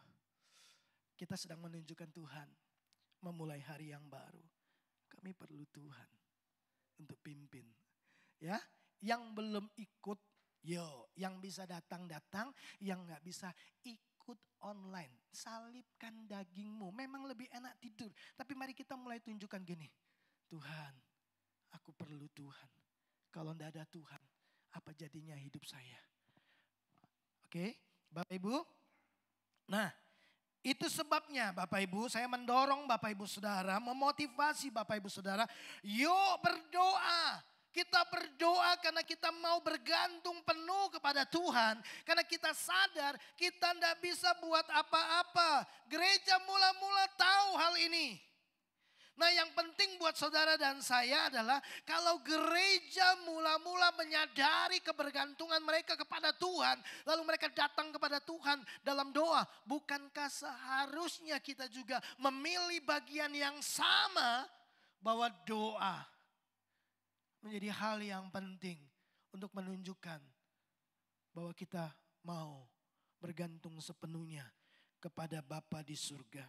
Dalam hidup Bapak Ibu Saudara, doa itu penting atau pilihan? Penting. Bukan pilihan. Kalau mau doa-doa, kalau enggak doa ya enggak apa-apa. Toh keadaanku baik-baik saja. Itu karena kasih karunia. Ya, coba Bapak Ibu hidup di zaman perjanjian lama. Aduh, enggak taat, pembuangan. Ya kan? Bertobat, balik. Enggak taat lagi, pembuangan. Gitu kan gitu, ya. Israel kan gitu, bolak-balik saya baca sejarah Israel. Ya ampun, baca kitab hakim-hakim bolak-balik gitu kan. Begitu tampil nabi yang memimpin mereka, mereka benar. Nabinya meninggal, mereka kembali lagi ya, tidak setia sama Tuhan. Lalu kemudian apa? Ditawan lagi, waktu ditawan teriak lagi. Muncul lagi nabi yang lain, muncul Yefta, muncul Deborah, muncul Gideon. Ya, banyak nabi-nabi, hakim-hakim muncul, pimpin mereka. Tapi kan bolak-balik begitu terus. Begitu nggak taat, susah. Ya, taat Kemudian mereka mengalami kenyamanan, pemeliharaan Tuhan. Begitu sudah nyaman, lupa lagi sama Tuhan, menyimpang lagi. Begitu bolak-balik. Tapi di zaman kasih karunia ini, bukankah waktu kita tidak taat, kita masih dalam keadaan baik-baik saja? Itu kan penglihatan mata jasmani kita. Tahukah Bapak Ibu? Itu karena Tuhan berkasih karunia yang besar buat Bapak Ibu Saudara. Tapi Paulus bilang begini, jangan menyia-nyiakan kasih karunia Tuhan. Karena pada satu titik, waktu engkau tidak sungguh-sungguh, kau akan alami penyesalan yang luar biasa. Oke, Bapak Ibu, yang kedua. Doa. Untuk apa? Untuk mengenal Tuhan dengan benar. Waktu kita berdoa, kita sedang menunjukkan kerinduan kita untuk mengenal Tuhan dengan lebih baik lagi. Nah, mari saya ingin tunjukkan kepada Bapak Ibu Saudara. Waktu murid-murid bilang gini, guru ajarlah kami berdoa. Lalu Yesus mengajar mereka berdoa. Ya, Yesus memulai dengan menyapa Tuhan. Doa Bapa kami apa? Bapa kami yang di surga. Bapa. Betul? Jadi memulainya dengan sebuah pengenalan akan Tuhan. Jadi doa dimulai dengan hubungan dengan Tuhan. Dia Bapa kita. Jadi Bapak Ibu, tujuan utama berdoa adalah untuk memperdalam hubungan itu. Bapa. Setiap kali datang, Bapa. Jadi doa kita lakukan untuk memperdalam hubungan kita dengan Bapa di surga supaya kita makin mengenal Dia. Ya. Nah, waktu kita lupa bahwa tujuan utama berdoa adalah untuk membangun hubungan dan mengenal Tuhan dengan lebih baik lagi. Waktu kita lupa akan hal itu, maka kita akan berhenti berdoa kecuali darurat. Kecuali lagi dalam masalah, kecuali lagi butuh pertolongan, kecuali lagi jalan buntu, butuh solusi, baru doa. Betul? Karena apa? Karena saudara tidak menyadari bahwa doa itu adalah membangun hubungan dengan Tuhan. Untuk lebih kenal Dia, untuk lebih memahami Dia. Kita selalu bertumbuh dalam sebuah pemahaman bahwa doa itu minta menyampaikan apa yang kita butuhkan. Betul enggak? Selama ini coba lihat list-list doa kita. Semua minta kan? Enggak salah sih. Tapi mari kembali kepada esensi doa. Bahwa saya berdoa karena saya mau kenal Bapakku dengan lebih dalam lagi. Nah, dari kecil kita diajar bahwa berdoa itu lebih banyak meminta sesuatu. Betul enggak? Sehingga waktu kita berdoa kan, Tuhan tolong aku dengan ini. Tuhan beri aku ini. Tuhan berkati aku dengan ini. Tuhan lindungi aku. Tuhan sertai aku. Tuhan jagai aku. Berdoa untuk orang lain juga sama. Tuhan berkati mereka. Lindungi mereka. Beri mereka ini. Bapak Ibu, terbanyak dalam doa-doa kita. Hanya isinya apa yang aku mau. Kalau kita mau jujur satu dengan yang lainnya pagi ini Bapak Ibu. Mungkin salah satu alasan kenapa kita tidak banyak berdoa. Atau mungkin kita sudah berdoa sama sekali. Itu karena waktu kita berdoa kita tidak mendapatkan apa yang kita inginkan. Lalu apa gunanya berdoa kan? Minta tapi gak dapat. Janjinya minta maka kamu akan mendapatkan. Bagaimana kalau tujuan doa adalah untuk mengenal Tuhan dan bukan untuk mendapatkan jawaban. Minggu lalu kan gitu. Doa lebih kepada pengenalan. Fokusnya bukan pada jawaban. Bagaimana kalau tujuan Tuhan memberi kita sarana doa itu untuk kita bisa komunikasi dengan Dia hati ke hati. Bagaimana kalau tujuan doa ternyata bukan untuk minta jawaban? Halo? Tapi keinginan Tuhan adalah supaya kita bisa lebih dekat, lebih intim dengan Dia. Ya, bukan menyampaikan keinginan kita, mengutarakan apa yang menjadi maunya kita. Bagaimana kalau doa itu punya kedalaman yang lebih lagi pada sebuah hubungan yang lebih erat, intim, dalam, dan dekat. Pernah enggak Bapak Ibu pikirkan itu? Ingat Yesus pernah ngomong begini. Di dalam Matius pasal 6 ayat 7 dan 8. Saya bacakan buat Bapak Ibu Saudara. Lagi pula dalam doamu, janganlah kamu bertele-tele seperti kebiasaan orang yang tidak mengenal Allah. Jadi kalau orang tidak mengenal Allah, dalam doa dari orang-orang yang tidak mengenal Allah. Berarti waktu mereka berdoa tujuannya bukan mengenal Tuhan. Tujuan mereka adalah isinya yang penting banyak. Minta ini, minta itu. Dalam doa mereka jangan bertele-tele. Ya, mereka menyangka bahwa karena banyaknya kata-kata doanya akan dikabulkan. Mereka menyangka bahwa karena banyaknya kata-kata doa mereka akan dikabulkan. Jadi doa mereka bukan doa untuk mengenal Tuhan. Makanya disebut bahwa doa dari orang-orang yang tidak mengenal Tuhan. Karena tujuan doa mereka adalah supaya mereka mendapatkan jawaban. Nah, kalimat selanjutnya lalu di ayat yang ke-8 dikatakan demikian. Ya. Jadi janganlah kamu seperti mereka karena Bapakmu mengetahui apa yang kamu perlukan sebelum kamu minta kepadanya.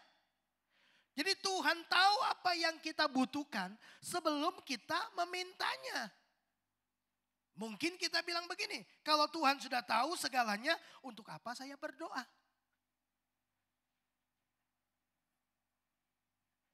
Itu karena dalam konsep berpikir kita doa itu minta. Ya kan? Nah kalau Tuhan tahu semua yang aku butuhkan, untuk apa lagi saya berdoa? Kalau orang tua kita tahu semua yang kita butuhkan, untuk apa lagi saya ngomong sama bapak saya? Begitu. Padahal tujuan kita datang kepada orang tua kita, emang tujuannya minta. Halo? Hubungan kan? Betul enggak? Jadi doa itu hubungan. Makin kenal Tuhan, makin dekat dengan Tuhan. Bagaimana kalau Tuhan tidak menyuruh kita datang kepada Dia untuk mengungkapkan semua kebutuhan kita? Bagaimana ternyata doa itu dirancang Tuhan supaya begini, kita tuh makin kenal hatinya, kita menikmati kasihnya, kita menikmati belas kasihannya, kemurahannya, kita menikmati Dia bukan meminta. Bagaimana kalau doa itu Tuhan rancangkan untuk sebuah hubungan yang lebih dekat lagi? Karena Dia sudah tahu kebutuhanmu. Bapak Ibu, kemarin waktu di Dekom saya bilang, entah berapa lama sudah, saya tuh hampir-hampir jarang minta sama Tuhan soal kebutuhan. Di kalender saya, itu khususnya buat biaya kuliah anak. Kan sudah ada agendanya kan, tanggal sekian bayar ya. UMN tanggal sekian harus bayar uang semester. BINUS tanggal sekian bayar uang semester. Itu sudah ada di kalender saya. Ya, Bapak Ibu, saya mengingatkan diri saya. Di dalam saya ada Tuhan, Christ in you. Ada Kristus, ada Roh Kudus di dalam saya, betul? Kalau dia ada di dalam saya, waktu saya melihat, dia melihat enggak? Halo? Kalau saya pegang, kalau dia ada di dalam saya, dia juga pegang dong. Iya kan? Dia ada di dalam saya. Jadi saya mengingatkan diri saya. Waktu saya lihat kalender jatuh tempo saya harus bayar uang semester. Saya cuma lihat begini. Dan dalam batin saya gini, Tuhan lihat. Gitu kan? Dan saya ingat Tuhan bilang gini, Bapamu di surga tahu kamu perlu itu sebelum kamu memintanya. Jadi waktu saya lihat, Tuhan lihat. Ya, saya cuma batin saja. Tuhan, udah waktunya jatuh tempo. Dah. Saya cari dahulu kerajaan Allah. Apa itu kerajaan Allah? Sistem pemerintahan Allah. Allah memerintah sebagai raja. Kalau Bapak Ibu baca dalam terjemahan bahasa Indonesia sehari-hari. Kerajaan Allah selalu ditulis gini. Allah memerintah sebagai raja. Karena kerajaan itu sistem pemerintahan. Jadi bagian saya adalah gini. Yang saya kejar adalah Tuhan perintah hidup saya. Tuhan kau jadi raja yang memerintah hidup saya. Udah saya kejar ya pemerintahan Tuhan terjadi terus dalam hidup saya. Lalu kemudian saya kejar apa yang menjadi prinsip nilai-nilai kerajaan kebenarannya. Udah semuanya akan ditambahkan kepadamu. Apa itu? Semua yang dicari oleh bangsa-bangsa yang tidak mengenal Allah. Nanti baca Matius pasal 6. Ya, Bapamu di surga tahu apa yang kamu butuhkan. Yesus bilang gak usah khawatir. Bangsa-bangsa yang tidak mengenal Allah mencari itu tapi kau akan menerima. Semuanya itu sebagai bagian gini ditambahkan. Kenapa? Karena saya mencari sebuah pengejaran saya. Tuhan perintah hidup saya. Kau menjadi raja dalam hidup saya. Udah gitu. Bapak Ibu yang dikasih oleh Tuhan. Yesus berkata, masuk ke kamarmu, tutup pintu, berdoa dengan Bapamu yang tidak kelihatan. Sendirian, berdua. Yesus menyisihkan waktu. Orang Kristen banyak menyisakan waktu untuk Tuhan. Jadi kasih Tuhan tuh waktu-waktu yang sisa. Waktu mau bobo, udah mau bobo gini. Oh iya ya belum doa Tuhan. Aku mau tidur, terima kasih ya Tuhan. Plus gitu. Kasih Tuhan tuh waktu-waktu yang sisa. Yesus enggak, dia menyisihkan waktunya. Bangun pagi-pagi benar. Dan dia berdoa menyapa Bapaknya.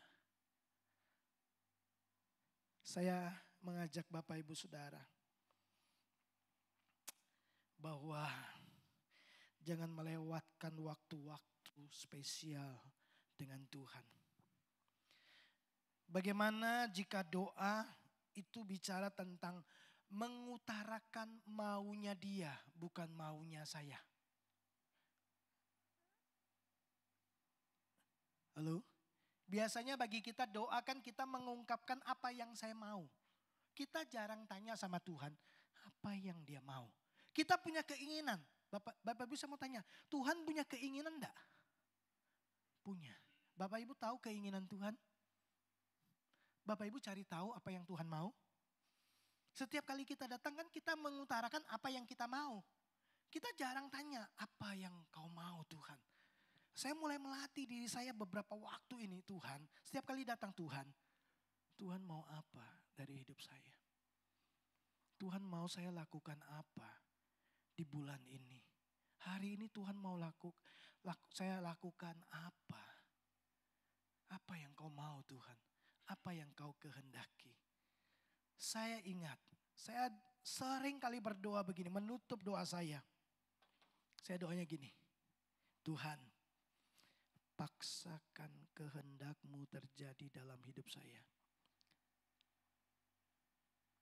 Tuhan, paksakan kehendak-Mu terjadi dalam hidup saya. Karena saya tahu bahwa kehendak Tuhan itu yang terbaik. Semua kita pasti ngomong gitu kan. Betul Bapak Ibu, kehendak Tuhan yang terbaik. Saya tuh ngomongnya begitu, Tuhan paksakan. Kenapa? Beberapa kali saya menolak. Waktu saya diminta Tuhan untuk kasih hidup melayani Tuhan, saya tolak. Saya dipanggil Tuhan itu tahun 95 untuk memberi hidup kepada Tuhan. Saya tolak dengan alasan kerja dan melayani. Kerja melayani. Benar Bapak Ibu, saya kerja, uang saya beli keyboard, beli apa. Untuk pelayanan, untuk bangun gereja saya kasih Bapak Ibu. Benar gitu. Saya tidak mau jadi pendeta. 99 saya menyerah. Sejak itu saya berkata, Tuhan, paksakan kehendak-Mu terjadi dalam hidup saya. Loh, saya sampai di tempat ini kan karena doa itu Bapak Ibu. Paksakan kehendak-Mu. Kenapa? Saya nggak mau tapi Tuhan paksa. Nah, tapi ternyata itu baik. Amin Bapak Ibu. Karena kehendak Tuhan selalu baik. Sampai hari ini saya, kemarin pagi pun saya masih berdoa, Tuhan, paksakan kehendak-Mu terjadi atas hidup saya. Paksa. Loh, bagi Tuhan mah maksa mah gampang gitu kan. Kamu mau ke sana ditutup, mau ke sana tutup gini. Mau enggak mau cuma satu jalan. Itu cara Tuhan memaksa kita. Tapi kan selalu baik kan? Betul enggak Bapak Ibu? Saya mendorong Bapak Ibu Saudara. Saudara pernah enggak mencari tahu kehendak Tuhan? Atau kita cuma pengen Tuhan tahu kehendak kita, keinginan kita? Nanya dong ya. Kalau kita benar-benar kenal Tuhan, dalam doa kita, dalam hubungan, dalam saat teduh kita, dalam keintiman kita dengan Tuhan.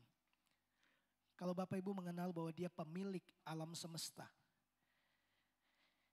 Kenapa kemudian kita menjadi ragu-ragu dengan Dia? Kalau kita berkata Dia Bapa kita, kenapa kita khawatir? Kalau kita berkata Dia Maha Kuasa, kenapa kita takut? Kalau kita berkata Dia penyedia ilahi, kenapa kita selalu bimbang dan cari jalan yang lain? Coba munculkan siapa Tuhan yang kau kenal. Lalu kemudian compare dengan sikap hidupmu. Benar enggak kita berkata Dia Tuhan yang Maha Kuasa, tapi kita seringkali takut dengan masa depan. Kita berkata dia tidak ada yang mustahil bagi Tuhan. Tapi kenapa kita menjadi putus asa dengan kehidupan? Seolah-olah Tuhan tidak sanggup tolong kita. Jangan-jangan kita kurang berdoa. Atau kita berdoa juga, tapi doanya cuma minta-minta. Hari ini saya mengajak Bapak Ibu Saudara. Doa yang pertama. Untuk menunjukkan gini, aku perlu Kau Tuhan. Waktu kita datang berdoa yang kedua. Untuk mengenal Tuhan dengan lebih baik lagi. Ini yang terakhir. Bapak Ibu, kekuatan doa itu ada pada hubungan. Mari saya mau beritahu Bapak Ibu Saudara, dan saya berharap ini tidak mengejutkan Bapak Ibu Saudara. Doa itu tidak punya kekuatan. Doa itu tidak berdaya. Doa itu sendiri tidak berdaya. Karena doa itu sarana. Ngerti enggak? Doa itu alat. Untuk apa? Saudara terhubung dengan Tuhan yang Maha Kuasa. Yesus sang pembuat mujizat. Yesus juru selamat. Nah, anggaplah ini doa. Ya. Ini doa, ini alat. Tapi alat ini kemudian menghubungkan saya dengan satu pribadi yang berkuasa. Jadi Bapak Ibu, waktu kita berdoa, kita terhubung kepada pribadinya. Yang hebat bukan doanya, pribadinya. Doa ini mah gak bisa apa-apa. Doa ini cuma alat. Tapi tanpa ini kau tidak terhubung sama yang berkuasa itu. Ngerti ya Bapak Ibu? Ya. Ini Tuhan yang Maha Kuasa, yang dahsyat, pembuat mujizat, bagi Dia tidak ada yang mustahil, ya. Dan kita di sini untuk bisa terhubung dengan Sang Maha Kuasa itu doa. Doanya sendiri tidak berdaya. Ngerti enggak? Bayangin Bapak Ibu, mau terhubung dengan yang Maha Kuasa, tapi nggak pakai doa. Nggak nyambung. Tuhan sudah kasih kita sarana untuk dia, kita bisa terhubung sama dia. Doa. Betul enggak? Makanya Yesus selalu berdoa. Gereja mula-mula selalu berdoa. Murid-murid berdoa. Daniel berdoa. Semua berdoa. Kita enggak. Nanti kepepet, baru berdoa. Jadi doa bagi kita alat minta-minta, bukan alat untuk terhubung, untuk mengenal dia lebih lagi. Hari ini saya mengajak Bapak Ibu Saudara, bukan berarti kita nggak boleh minta. Tapi kalau kita udah kenal dia, mintanya kita beda. Tetap minta Tuhan. Kalau Tuhan berkehendak. Duh, iya kan? Karena kalau minta kehendak Tuhan pasti terjadi. Jadi kalau Tuhan berkehendak, Tuhan pasti mengabulkannya. Sampai hari ini, sejak 2015 awal, saya udah minta sama Tuhan. Tuhan, saya mau jual rumah saya. Udah minta sampai hari ini. Enggak dikabulkan. Tapi saya bilang Tuhan terangi hati saya untuk melihat fakta di balik apa yang saya lihat dan saya rasakan. Saya harus belajar apa? Apa maksud Tuhan dengan tidak sampai sekarang rumah saya enggak terjual-jual. Banyak sudah orang nawar. Kenapa? Padahal harganya yang enggak terlalu mahal-mahal. Lalu saya pikir mungkin saya nawarnya bukan kemahalan, kemurahan. Menurut saya sudah murah gitu. Murah, tetangga saya bilang, Pak harga segitu mah murah. Iya murah tapi gak ada yang mau beli. Mungkin ya saya harus buka 1,5 M kali ya. Baru orang mau beli mungkin. Mungkin. Loh murah gak ada yang mau beli. Ya kan? Kayak Bapak Ibu kan. Kita tuh kalau beli barang, ya berapa? 2.500, ini pasti enggak bagus ini. Kan gitu kan. Jadi berapa? Barang yang sama di toko yang sama, 75.000. Loh ini pasti asli nih. Harganya mahal. Yang di situ 2.500, ini 75.000. Pasti asli kan gitu kan. Betul enggak pemikiran kita kan. Saya tuh sampai berpikir begitu. Jangan-jangan kemurahan ini. Bukan kemahalan. Ya. Saya akan buka 2 kali lipat. Tapi enggak lah. Bapak Ibu. Tapi nggak tahu juga ya. Stephen udah bolak-balik di rumah saya gitu. Ya itu bukan rumah kecil, rumah besar menurut saya. Nah Bapak Ibu yang dikasih oleh Tuhan. Setiap kali saya datang sama Tuhan, maunya Tuhan apa?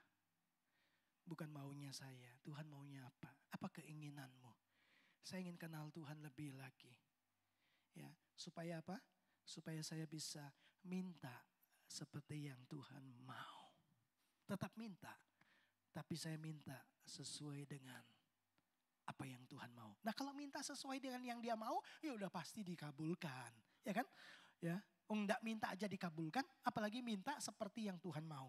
Yakobus berkata, kamu minta, tapi kamu gak dapat. Karena kamu minta untuk kepentinganmu. Untuk memuaskan keinginan. Nah itu permintaan yang salah. Kalau doa jangan seperti itu Bapak Ibu. Makanya kalau berani niru-niru saya. Tuhan paksakan kehendakmu terjadi dalam hidup saya. Nanti Bapak Ibu percaya itu Tuhan senang banget kan. Kehendakku yang jadi oke gitu. Coba kalau berani. Ya, saya udah coba-coba itu. Ya, udah beberapa kali gitu Tuhan. Di sini gitu. Ya, saya mau ke sana Tuhan. Gitu kan. Ditutup dengan paksakan kehendakmu. Kalau Tuhan Yesus kan biar kehendakmu saja yang jadi, pasrah. Kalau saya Tuhan paksa. Kenapa? Karena Tuhan Yesus itu lebih nurut, saya enggak. Ya kan? Saya tuh enggak, bolak-balik saya tuh lawan Tuhan kok. Merasa kuat, merasa bisa, merasa tahu, merasa berpengalaman, merasa pinter. Saya gitu. Nah orang sombong kan sama Tuhan kan begini. Gitu. Betul enggak Bapak Ibu? Ya kan? Coba lihat Paulus. Wah, kemudian ditarik Tuhan 3 tahun di tanah Arab, 13 tahun di tanah Arab diem. Enggak muncul-muncul setelah bertobat. Setelah itu baru muncul setelah 13 tahun muncul di Yerusalem. Setelah itu jadi apa? Ditanggalkan semua kesombongannya dia. Terus dia bilang gini, dulu apa yang untung bagiku sekarang jadi sampah. Loh, ya kan? Yuk, kalau datang sama Tuhan, ngomong gini, Tuhan, maumu apa? Gitu. Karena mauku, Tuhan sudah tahu. Sekarang maunya Tuhan apa? Keren. Saya berharap bahwa jemaat GBI Duta Kerajaan adalah jemaat-jemaat yang suka berdoa. Amin. Waktu kita berdoa, kita sedang berkata, Tuhan aku butuh Engkau. Waktu kita berdoa, kita cuma mau bilang gini, aku mau kenal Kau lebih dekat lagi, lebih intim lagi, lebih lagi. Supaya aku bisa mengerti apa yang menjadi isi hatimu. Dan aku siap menghidupi. Dan saudara akan lihat, semua yang Tuhan rancangkan dalam hidup saudara akan terjadi dalam hidup saudara. Kiranya Tuhan memberkati kita semua. Mari Bapak Ibu kita datang kepada Tuhan.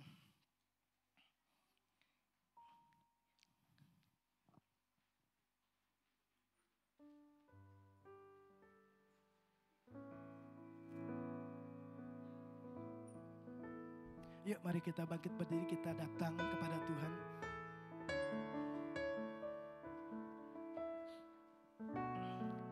Thank you Jesus.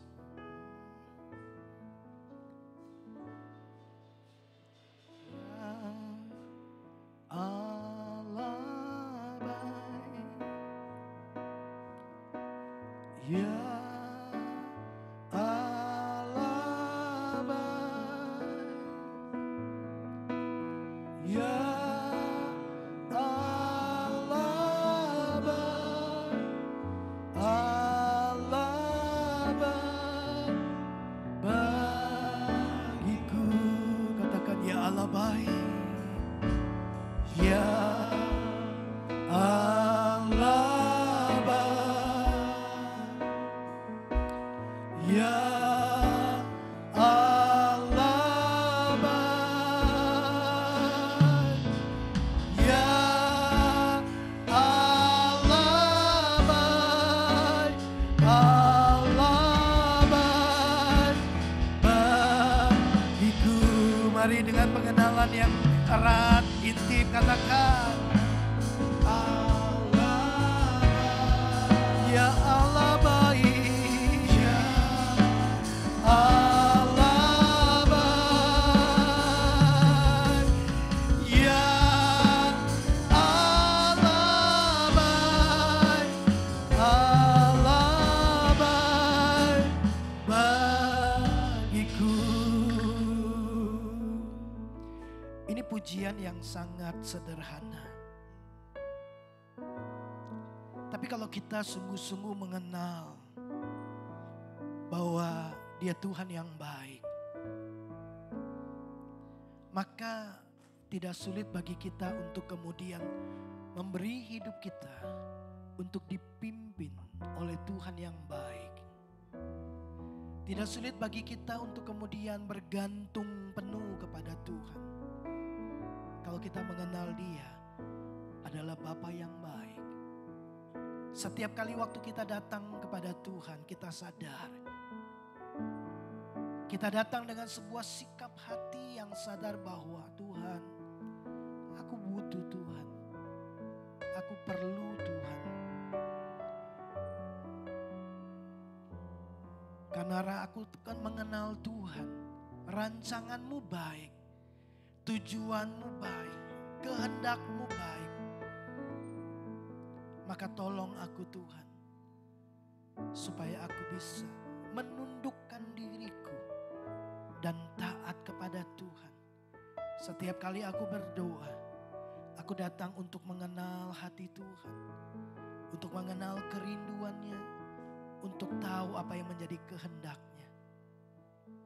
Sebab Bapa di surga tahu apa yang kami butuhkan. Bapa di surga, kalau Tuhan Yesus sendiri telah meninggalkan sebuah teladan kehidupan doa yang luar biasa buat kami. Gereja mula-mula menghidupi kehidupan doa.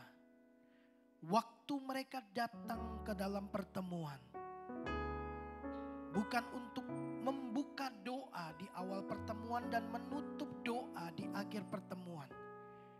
Jemaat mula-mula mereka datang untuk berdoa. Doa adalah tujuan daripada pertemuan mereka. Tolonglah setiap kami jemaatmu di tempat ini. Kami antusias waktu kami datang dalam doa. Karena kami tahu doa menghubungkan kami dengan pribadi yang penuh kuasa. Doa menghubungkan kami dengan pribadi yang begitu mencintai kami. Doa menghubungkan kami dengan Bapa yang memenuhi segala kebutuhan kami. Kami doa menghubungkan kami dengan Tuhan sumber segala kebutuhan kami. Sumber kekuatan kami, sumber pengharapan kami, sumber dari seluruh apa yang kami ingin dan kami perlukan. Doa, sarana yang Tuhan beri buat kami untuk menjumpai Sang Raja. Karena itu kami pastikan Tuhan, kami mau memiliki waktu-waktu doa yang serius dengan Tuhan. Terima kasih. Roh Kudus, tolonglah setiap kami. Beri kami anugerah dan kekuatan untuk mengalahkan semua keinginan daging yang menghalangi kami untuk lebih dekat mengasihi Tuhan, berdoa, bergaul karib dengan Tuhan. Kami mau gereja ini dikenal sebagai gereja yang suka berdoa. Karena doa mengubah segala sesuatu. Karena dengan kami berdoa, kami mengizinkan Tuhan bekerja. Sehingga segala sesuatu dapat terjadi karena kehendak dan pertolongan Tuhan. Terpujilah namamu, bagimu segala hormat, pujian dan kemuliaan. Di dalam dan demi nama Yesus kami berdoa, haleluya, amin. Kami memuji kebesaran-Mu, ajaib Tuhan.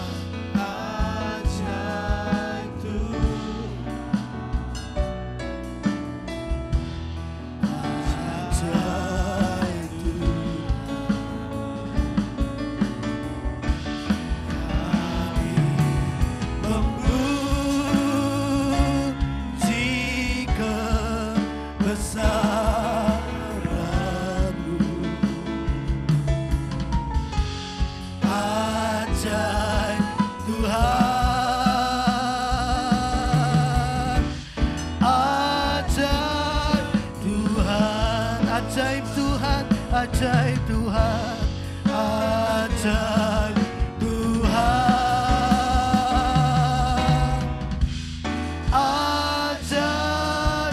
Tuhan. Di akhir ibadah kami, Tuhan Engkau dipermuliakan, Engkau disenangkan dengan pujian, penyembahan, ibadah kami. Kami dipuaskan dengan perjumpaan secara pribadi dengan Tuhan. Dengan firman-Mu. Kiranya Roh Kudus menolong setiap kami menjadi pelaku-pelaku firman. Terpujilah nama Tuhan. Mari Bapak Ibu, arahkan hatimu kepada Tuhan. Kekasih-kekasih Tuhan. Pulanglah dan terimalah berkat yang terbaik daripada Allah Bapa yang mengasihimu. Di dalam kasih karunia dan anugerah oleh Yesus Kristus Tuhan kita. Dalam persekutuan Allah Roh Kudus kiranya memimpin, menyertai, menolong kita dalam seluruh perjalanan kita. Untuk terus hidup bergantung dan berharap kepada Tuhan. Terimalah berkat Abraham, Ishak dan Yakub. Berkat yang disempurnakan dalam Kristus Yesus Tuhan kita. Kita pulang membawa berkat ini. Di dalam nama Tuhan Yesus Kristus. Setiap kita yang percaya diberkati Tuhan. Mari sama-sama katakan. Amin. Selamat hari Minggu. Tuhan Yesus memberkati kita semua.